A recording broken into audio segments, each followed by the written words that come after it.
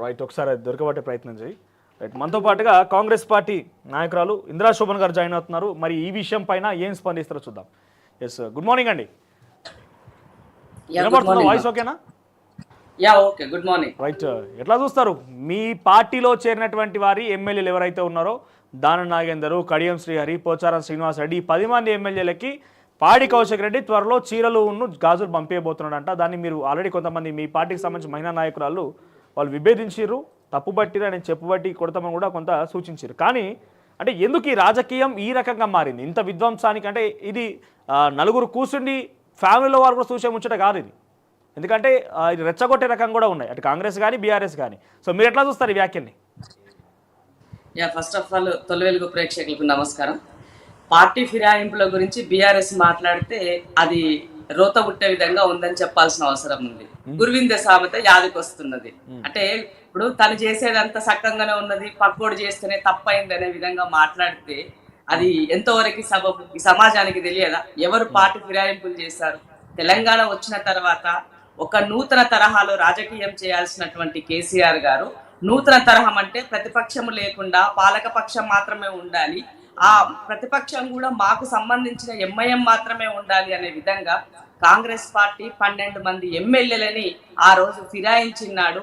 మా మండలిని, కాంగ్రెస్ మండలిని విలీనం చేసుకున్నాడు, టీడీపీని విలీనం చేసుకున్నాడు. తెలియలేకుండా అని అడుగుతున్నాను. వీళ్ళకి పూర్తిగా సిగ్గు శరం ఏమీ లేకుండా రాజకీయాల్లో నిస్సిగ్గుగా ఆ రోజు మీరు భయభ్రాంతులకు గురి చేస్తున్నారా, ప్రలోభాలకు గురి చేస్తున్నారా, ఏ పార్టీ గురి చేస్తున్నారో ఆ భగవంతుడికి తెలియాలి, మీకు తెలియాలి. కానీ పార్టీ ఫిరాయించింది అక్షరాల సత్యం. ఆనాడు చెప్పాను నేను, నేటి ఫిరాయింపులే రేపు ఫిరంగులైపోతాయని అని చెప్పిన నేను. మళ్ళీ దానికి కౌంటర్ గా రీసెంట్ గా కూడా మళ్ళీ ఆర్టికల్ రాసిన నేను. ఎందుకనంటే కేసీఆర్ గారికి ఆయన ఇంట్లో చిచ్చు పెడితే గాని, ఆయన యొక్క రాజకీయంలో సంక్షోభం వస్తుందంటే కానీ ఆయనకి ఈ ఫిరాయింపుల గురించి గుర్తు రాలేదని అడుగుతున్నాను నేను. ఇవాళ గవర్నర్ కి వెళ్ళి కంప్లైంట్ అంటే కౌశిక్ రెడ్డి నిన్న మాట్లాడింది మీరు వినమంటారు బాబు. ఆయన ఏమంటాడంటే పూర్తిగా కాంగ్రెస్ పార్టీగా చచ్చిపోయింది, కాంగ్రెస్ పార్టీ లేదని చెప్పి ఆ ఎమ్మెల్యేలే స్వయానా బీఆర్ఎస్ పార్టీ నాయకుడి దగ్గరికి వచ్చి మమ్మల్ని చేర్చుకోండి అయ్యా అని చెప్పి అందరూ వచ్చి విలీనం అయితే మేము చేర్చుకున్నాము. ఈ రకంగా తేపుకొకరిని కొనుక్కోవడం కాదు, రాత్రి సూట్ కేసులు పంపించగానే తెల్లరంగ పార్టీ కండువాలు మార్చుడు కాదన్నట్టుగా మాట్లాడుతున్నా ఆయన. ఇప్పుడు అదే సూట్ కేసుల రాజకీయము కేసీఆర్ గారికి బాగా తెలుసు. అలా బాస్ని అడిగి చెప్తాడు కదా, ఇప్పుడున్న బాస్ని. ఆయన కూడా మాజీ కాంగ్రెస్ నాయకుడే కదా, ఇక్కడ నుంచి పోయిన వ్యక్తే కదా. ఆయన కూడా మిడిల్ లో వెళ్ళి అక్కడ హుజూరాబాద్ లో ఒక బీసీ నాయకుడు టికెట్ తీసుకున్న వ్యక్తి కదా. ఆయనకు అది తెలియలేకుండా సోయలేదా? శివ రాజకీయాలు గెలిపియపోతే నేను చచ్చిపోతాను బ్లాక్ మెయిల్ చేసిన వ్యక్తి కదా ఈయన మాట్లాడితే ఎట్లా? ఆడవాళ్ళను కించపరిచినట్లు, ఆడవాళ్ళు ఆది పరాశక్తులు, మగవాళ్ళకి చీరలు కట్టిస్తాం, గాజులు వేస్తాం అంటే అంత చేతగాని వాళ్ళ ఆడవాళ్ళని అడుగుతున్నాను నేను ఆయనకి. ఈ విషయంలో నేషనల్ కమిషన్ కి, స్టేట్ ఉమెన్ కమిషన్ కి నేను కంప్లైంట్ చేయబోతున్నా. ఎందుకనంటే మహిళల యొక్క మనోభావాలు దెబ్బతినే విధంగా పార్టీ ఫిరాయించినటువంటి ఎమ్మెల్యేల పైన ఆయన మాట్లాడినటువంటి మాటలు. అంటే పార్టీ ఫిరాయించింది ఎవరు? ఇవాళ ఇవి తెలియదా మీకు? ఈ సభ్యులని మీ పార్టీలో చేర్చుకున్నాడు తెలియదని అడుగుతున్నాను నేను. ఇదే దానం నాగేందర్ గురించి చీటర్ అని మాట్లాడుతున్నారు కదా. మరి ఈ చీటర్ మీ పార్టీలో ఉంటే పునీతుడైనాడా? తిరిగి కాంగ్రెస్ లోకి వస్తే ఇలా చీటర్ అయినాడా అని అడుగుతున్నాను ఆయనకి. అంటే మీ గూటిలో చేరితే మాత్రం సంసారం అవుతుంది, పక్కవాడి గూటికి సొంత గూట్ల కానీ వాళ్ళు వచ్చితే వాళ్ళు చేరితే మాత్రం అది వ్యభిచారం అవుతుంది అని అడుగుతున్నాను కౌశిక్ రెడ్డిని. కౌశిక్ రెడ్డి ఆయన రాజకీయ అస్తిత్వం కోసం కేసీఆర్ దృష్టిలో, కేటీఆర్ దృష్టిలో ఈయన మాత్రమే మాట్లాడగలుగుతాడని చెప్పుకోవడానికి మాత్రమే చౌకబారు పాలిటిక్స్ చేస్తున్నాడు కౌశిక్ రెడ్డి. ప్రతి విషయంలో మహిళల పట్ల ఆయనకి ఎక్కడా గౌరవం లేదు. సీతక్కను అదే విధంగా మాట్లాడినారు, అంత ముందుకు గవర్నర్ అదే విధంగా మాట్లాడినారు. ఇవాళ పార్టీ ఫిరాయింపులకు సంబంధించి మీరు కోర్టు మెట్లెక్కినా, పొర్లు దండాలు పెట్టినా, మీరు ఏం చేసినా ప్రజలు నవ్వుకుంటున్నారు, అసహించుకుంటున్నారు మిమ్మల్ని. మీరు మాట్లాడేది పార్టీ ఫిరాయింపుల గురించి అని. సో పార్టీలకు అతీతంగా పార్టీ ఫిరాయింపులకి సంబంధించి ఇవాళ కాంగ్రెస్ పార్టీ ఒక అడుగు ముందుకేసి పార్టీ ఫిరాయింపుల చట్టం తెచ్చింది కాంగ్రెస్ పార్టీ. కానీ మీరేం చేస్తున్నారు? కానీ మీరు అమలుపరుస్తున్నారనే కదా. ఇప్పుడు మీకు పూర్తి స్థాయి ప్రజలు మెజారిటీ ఇచ్చిరు, 65 స్థానాలు వచ్చినాయి మీకున్నటువంటి విధంగా. సో కొంత మీరు ఎవరైతే ఏకంగా మీ మంత్రి చెప్పిండు, మీరు ఎప్పుడైతే కాంగ్రెస్ పార్టీ ప్రభుత్వం కూలిపోదు, కాంగ్రెస్ పార్టీ ప్రభుత్వాన్ని కూలగొట్టమనేంత వరకు మేము చేరికలు ప్రోత్సహిస్తామని చెప్పి ఆయన చెప్పుకొచ్చిండు. ఇక్కడ క్లియర్గా ఏంటంటే మీరే యాంటీ డిఫెక్షన్లు అమలు చేసిందే మీరు, ఈ యొక్క ఫిరాయింపులు ఉండొద్దని చెప్పిందే మీరు, కానీ కాంగ్రెస్ పార్టీ అమలు చేస్తలేదు కదా.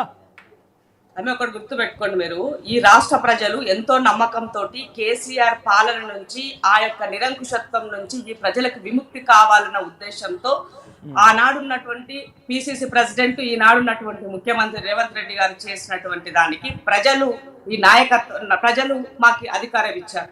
ఇచ్చిన అధికారాన్ని నిలబెట్టుకోవాల్సిన బాధ్యత మా పైన ఉన్నది. కాబట్టి ఇవాళ 1కి 10 సార్లు ఆలోచించి ప్రజలు ఇచ్చినటువంటి దానిని మనం నిలబెట్టుకోవాలి.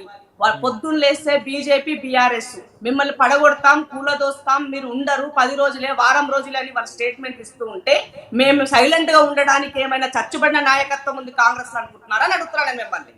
ఇవాళ కాంగ్రెస్ పార్టీలో ప్రజల నుంచి వచ్చినటువంటి నాయకుల ద్వారా ఈ ప్రభుత్వం ఏర్పడినప్పుడు దీన్ని కాపాడుకోవాల్సినటువంటి బాధ్యత నాయకుడి పైన ఉన్నది.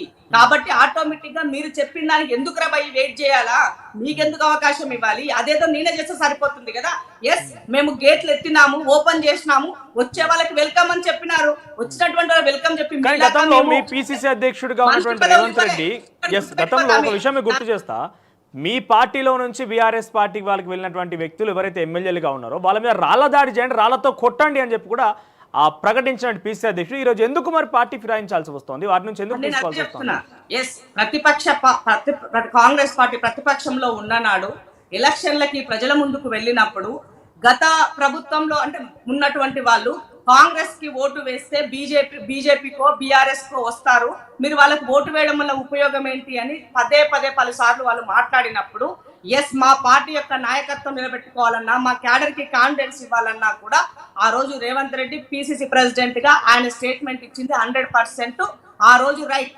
ఈ రోజు తను చేసేది కూడా రైటే అంటాను. ఎందుకు రైట్ అంటానంటే, నా ప్రభుత్వం కూలదోస్తున్నప్పుడు ఆల్రెడీ బీజేపీ ఈ దేశంలో 8 రాష్ట్రాలలో వాళ్ళ యొక్క పార్టీలను విలీనం దిశగానో ఆ ప్రభుత్వాలను పడగొట్టే దిశగానో వాళ్ళు పనిచేశారు. ఇవాళ బీజేపీ బీఆర్ఎస్ 2 ఒకటిగా పనిచేస్తున్నాయి. వాళ్ళ కేసుల కోసం, వాళ్ళ లూపుల కోసం, వాళ్ళ కాపాడుకోవడం కోసం, వాళ్ళ ఆస్తుల కోసం ఇవాళ బీఆర్ఎస్ బీజేపీతో ఇవాళ జర్నీ చేస్తుంది. కాబట్టి ఇవాళ మేమెందుకు మీకు అవకాశం ఇవ్వాలి?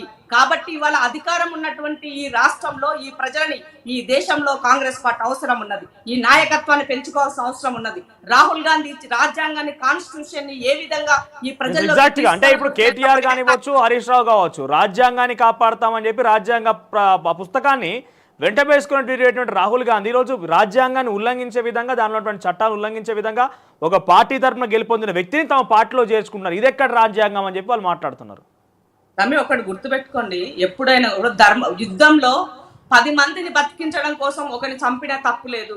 ఇది రాజనీతి చెప్తున్న సత్యం మీకు. అంటే మీరు ఎవరిని కాపాడాలనుకుంటున్నారు, ఇప్పుడు ఎవరిని చంపాలనుకుంటున్నారు? ఒకటి చెప్తాను, ఈ రాష్ట్రంలో ఈ ప్రజల యొక్క ఆకాంక్షలు నెరవేర్చాలంటే మా ప్రభుత్వము నిలబడాల్సినటువంటి అవసరం ఉన్నది. దీన్ని కాపాడుకోవాల్సిన బాధ్యత నాయకత్వం పైన ఉన్నది. కాబట్టి మీకు అవకాశం ఇవ్వకుండా మీకెందుకు ఇవ్వాలి అవకాశము? ఈ రాష్ట్రంలో ఒకే ఒక్క పార్టీ యాక్టివ్ గా ఉంది, అది కాంగ్రెస్ పార్టీ, కాంగ్రెస్ ప్రభుత్వం. ఈ ప్రజల్లో అనునిత్యం తిరుగుతూ 24 గంటలు ప్రజల మధ్య ఉంటున్నటువంటి నాయకత్వాన్ని ఈ ప్రజలు కాపాడుకోవడం కోసమే ఇవాళ వాళ్ళు ఇచ్చినటువంటి దాన్ని ముందుకు తీసుకెళ్తున్నారు తప్ప మీలాగా. అంటే ఇక్కడ ఒక ప్రశ్నకు సమాధానం చెప్పండి మీరు సూటిగా. ఇక్కడ నేను అడుగుతుంది ఏంటంటే, మీరు పార్టీ ఫిరాయింపుల్ని మీ ప్రభుత్వాన్ని కూల్చేస్తుందని చెప్పి వాళ్ళు చెప్తున్నారు కాబట్టి ప్రజలు ఎక్కడ కూడా పార్టీ ఫిరాయించండి, వాళ్ళని మీ పార్టీలో చేర్చుకోమని చెప్పరు. ఆ విషయం కూడా తెర మీదకి రాదు, అసలు వారికి ఎప్పుడు కన్సిడరేషన్ ఉండదు. ఇక్కడ మీ పార్టీకి ఆల్రెడీ 64 స్థానాలు ఎమ్మెల్యేలు గెలిచారు, +1 సిపిఎం 65 ఉన్నాయి. అంటే వాళ్ళు కూలుస్తారు అని చెప్పినంత మాత్రం మీ పార్టీలో ఎమ్మెల్యే వాళ్ళ పార్టీలకు పోతారని మీకు నమ్మకం ఉందా? అంటే వాళ్ళు పోతారనే విషయం మీకు క్లారిటీ లేదంటారా? మీ పార్టీ ఎమ్మెల్యే మీద నమ్మకం లేదా మీకు? రాజకీయాలు అనేవి కాస్ట్లీ అయిపోయినాయి. ప్రతిదీ అమ్ముడు కొనుడు అన్న దానికి తెలంగాణ రాష్ట్రంలో కేసీఆర్ ఆజ్యం పోసాడు. ఇవాళ ఆజ్యం పోసిన దానికి ఈ రాష్ట్రాన్ని వచ్చినటువంటి అధికారాన్ని కాపాడుకోవాలంటే ఒకప్పుడు విలువలున్నాయి రాజకీయాలకి. ఒక వ్యక్తి ఒక దగ్గర గెలిచినప్పుడు ఆ వ్యక్తి దగ్గర కట్టుబడి ఉన్నాడు. బట్ ఇవాళ ఆ పరిస్థితి లేదు. దేశవ్యాప్తంగా భారతీయ జనతా పార్టీ కేంద్రంలో, ఈ రాష్ట్రంలో కేసీఆర్ రాజకీయాల్లోకి వచ్చిన తర్వాత, అధికారంలో ఉన్న తర్వాత కంప్లీట్ గా పాలిటిక్స్ కి డెఫినేషన్ ని చేంజ్ చేశారు వాళ్ళు. కాబట్టి ఇవాళ కాంగ్రెస్ అదే లాస్ట్ అంటే గతంలో ఎట్లా ఉండిందో అదే రకంగా ఉండడం ద్వారా ఈ ప్రజలకు అన్యాయం జరుగుతుంది. ఈ ప్రజల మనోభావాలు కాపాడు వాళ్ళ తీరుని మీరు అవలంబించుకున్నారు. అయితే వాళ్ళలాగా అమ్ముడుకున్న విషయాన్ని మీరు కూడా తెర మీద తీసుకొచ్చినట్టు ఇప్పుడు గుర్తుపెట్టుకోండి మీరు. నేను మళ్ళీ చెప్తున్నాను, నేను మీకు మళ్ళీ చెప్తున్నాను. ఒక్క వ్యక్తి తప్పు చేసినప్పుడు తప్పును తప్పు ద్వారానే ఎత్తి చూపాల్సిన అవసరం ఏర్పడింది. అది ఈ ప్రభుత్వం ఏర్పడ్డ తర్వాత కూడా పదే చౌకబారి స్టేట్మెంట్స్ ఇవ్వాల్సిన అవసరం ఏముందని అడుగుతున్నాను నేను.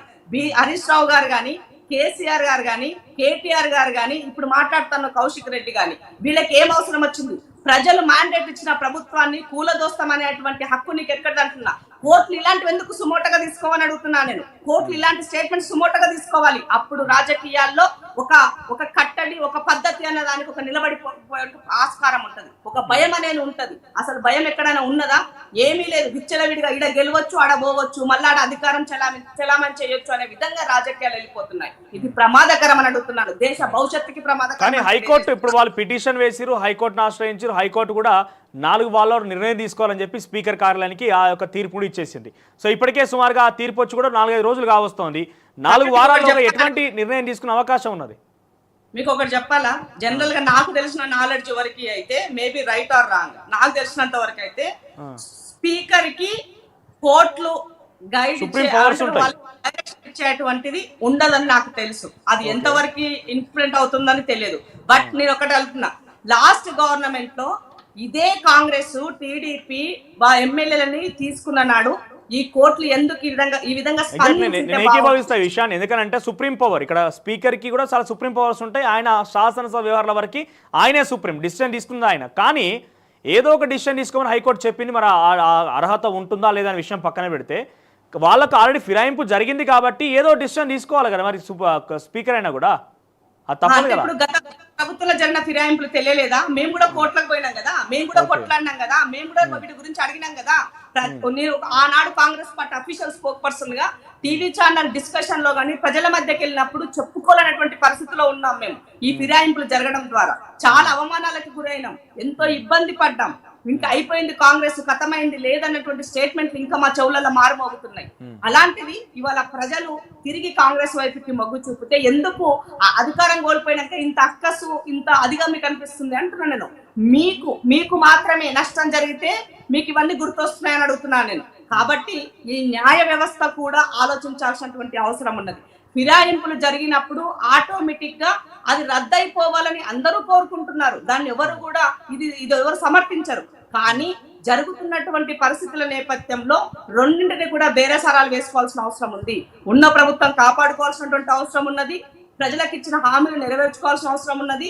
వీటన్నింటి దృష్ట్యా పార్టీలు నాయకత్వం రాజకీయంగా తీసుకోవాల్సినటువంటి నిర్ణయాలు తీసుకోవాల్సినటువంటి అవసరం ఉంది.